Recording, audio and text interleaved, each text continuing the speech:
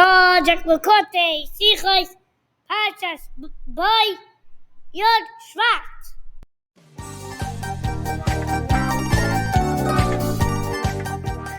When the Rebbe Rashab was a young boy of 3, he began going to Cheder so that Torah he could study. His grandfather, the Tzemach Tzedek, threw at him candy so sweet. He said that from Malach Michael came this treat. To the Rebbe Rashab, these candies were so dear. He saved them until Erev Pesach that year. When by his grandfather to eat them, he was told, with the rest of the chametz, why couldn't the candies be sold? If our chametz is used and replaced, we don't really care. But in this case, since those specific candies were so dear, perhaps it is a problem halachically to sell the candies that the Rebbe Rashab wanted so badly. Although it is clear as day that the sale would only be so that at the end of Pesach holiday, the Rebbe Rashab would be able to get the candies back right away.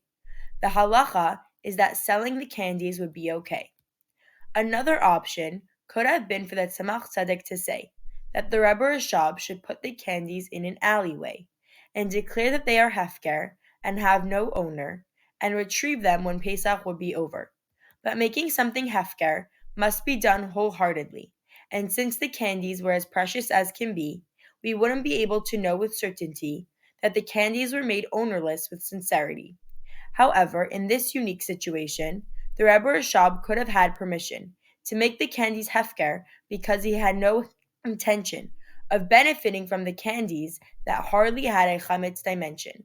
The Tzemach Tzedek believed that when it comes to education, we must follow the minhag of Chasidim, which was to enjoy any chametz that by the Rebbe they were given, because they felt that it was disrespectful to sell it to Goyim.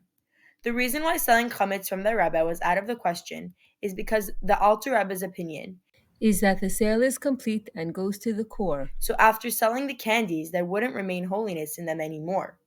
On the other hand, according to Rabbi Shimon, the chametz prohibition doesn't go so deep. The essence and the holiness of the food the Jew does keep. Although we follow Rabbi Shimon, and the holiness does remain, from selling food and drink from the Rabbi, Hasidim would refrain.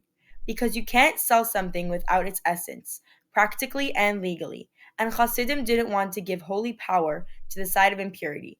Hasidim wouldn't make food or drink from the Rebbe hefker either, because of their respect for their teacher and leader.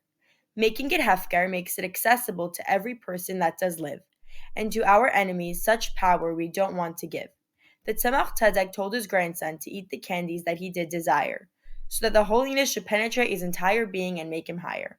Although to eat the candies that he wanted to save was hard to do, the Tzemach Tzedek taught his very young grandson what was true. This teaches us a lesson on how to educate our children. We can teach them from the age of 3 to do what is right even when it is not easy. We teach them that we are all so lucky that to our Rebbe we can connect. We must appreciate all that the Rebbe gives us and show our respect. We learn from the Rebbe to look beyond what the eye can see and realize that it is up to us to make the world holy.